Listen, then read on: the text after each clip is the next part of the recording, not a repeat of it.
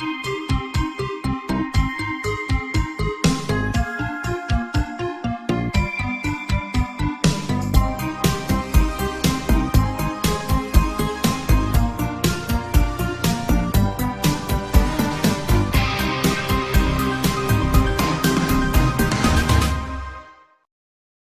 have been working on an investigational report about a website that was found on the dark web.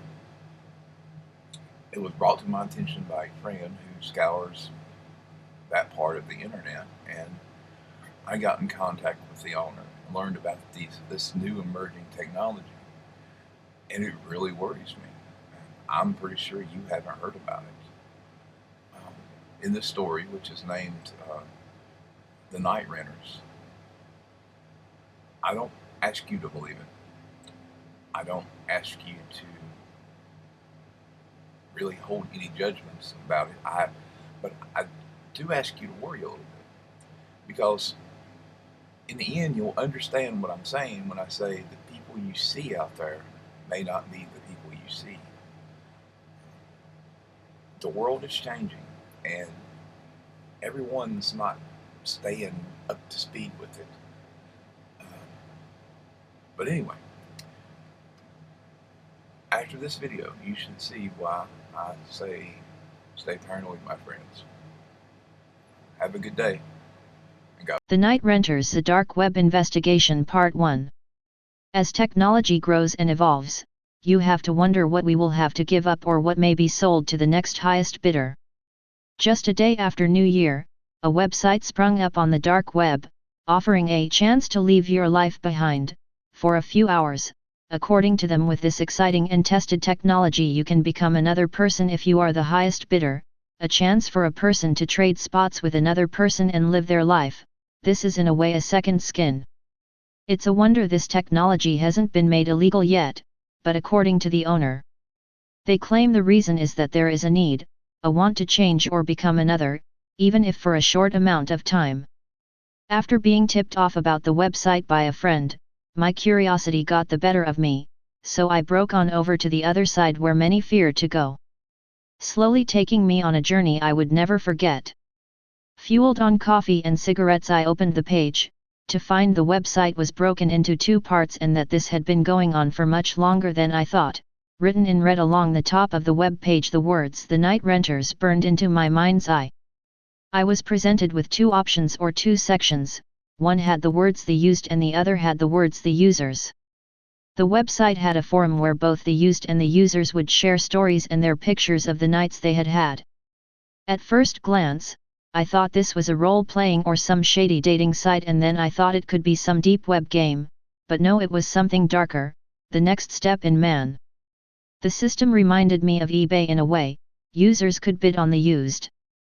After reading a number of comments and people talking about the technology, I had to know more, so I clicked the contact me at the bottom of the page. As I waited for an email or a phone call, I scanned the forums and found a post that was labeled "How it works." The user that made the post described the process. After you win a bit of use, the company will then send out a unit.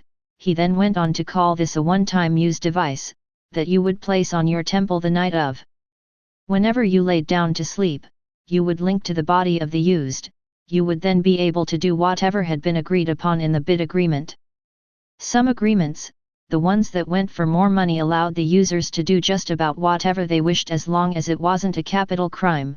The system had watchers that would pull the plug in case of such an action, but they were helpless to act if it was not in the agreement. The idea that one could do this interested me a little, but I wanted to know more about the technology, because other than a few short stories that weren't even close to this, I have never heard of anything made by man that would allow you to switch with another person. So I hit the contact button again and again.